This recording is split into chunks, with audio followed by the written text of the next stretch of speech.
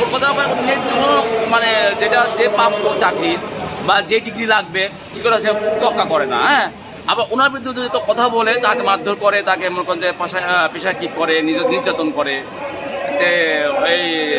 এইরকম অনেক অনেক দুর্নীতি আছে, ওদের বিরুদ্ধে কথাই বলা যায় না, বুঝছেন।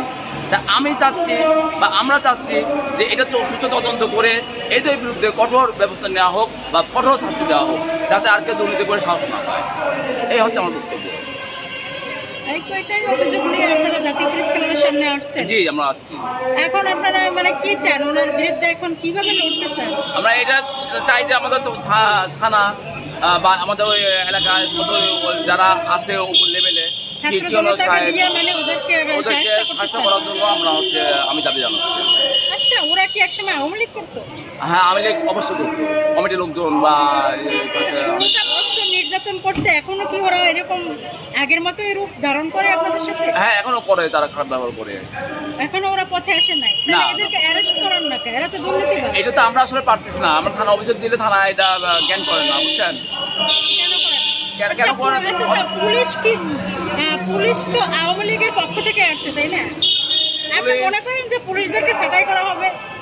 হ্যাঁ, পুলিশ তো আওয়ামী লীগ থেকে নিয়োগ পাইছে পুলিশই, ওদেরকে তো আপনি নিরপেক্ষ বলতে পারেন। আসলে মেন তো হচ্ছে পুলিশ কর্মকর্তারা, বুঝছেন। ওরা তো আমার মনে হয় সব আওয়ামী লীগের ঘেঁষায় থাকে ওরা। হ্যাঁ, ওরা তো মনে করেন যে আওয়ামী লীগকে কিছু করুক, এটা চায় না।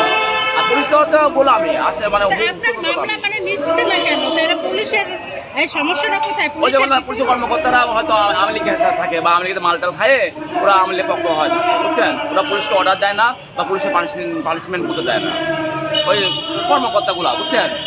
আর আমার মনে হয় ম্যাক্সিমামই কর্মকর্তা আওয়ামী লীগের দুর্নীতি কি এখনো চলছে বাংলাদেশে? হ্যাঁ, কর্মকর্তারা তো আওয়ামী লীগের যারা শেখ হাসিনা আমলে চাকরি পাইছে, কর্মকর্তা নিয়োগ পাইছে, যেমন মনে করেন যে এসপি, দারোগা বা আপনার মনে করেন টিওনো বা ডিসি বা মানে উপর লেভেলে যারা চাকরি পাচ্ছে সবই তো আওয়ামী লীগ ঘেঁষারা, বুঝছেন। সবই আওয়ামী লীগ থেকে পদোন্নতি পাইছে। হ্যাঁ, পাওয়ার পরে এরা মনে করেন যে এই অবস্থা আজ বাংলাদেশ, পুরা বাংলাদেশ। এরা আওয়ামী লীগের কথাই বলে, বুঝছেন। মনে মনে নিয়োগ কথাকে কিন্তু আওয়ামী লীগের কথাই বলে। ওই জন্য আওয়ামী লীগের কাউকে ধরতে গেলে ওরা পুলিশকে পাঠায় না বা কোনো রকম শাস্তি দিতে চায় না।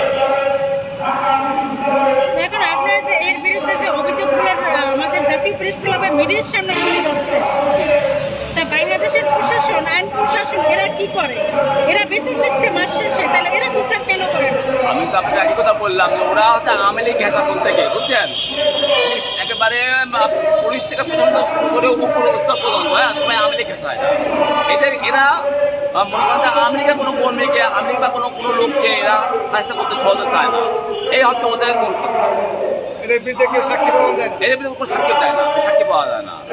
এদিকে আমাদের উপর লেভেলে অর্থাৎ তত্ত্বাবধায়ক সরকার যা আছে না, এদের বিরুদ্ধে ঢালাওভাবে বা হচ্ছে এদের নিম্ন স্তর থেকে সাজায় বা এদের নির্ভর করে আনতে হবে। হ্যাঁ, এদেরকে বিভিন্ন রকম চাকরিচ্যুত করে বা ট্রান্সফার করে বা রিটায়ার করে, বুঝছেন, একটা সুন্দর একটা বাংলাদেশ নিয়ে আসতে হবে।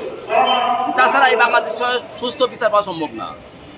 এখন আপনি মনে করেন যে এই যে আপনি যার বিরুদ্ধে অভিযোগটা নিয়ে আসছেন জাতীয় প্রেস ক্লাবের সামনে, এখন এর সাহায্য করতে আপনি বলছেন যে ছাত্র জনতার দরকার।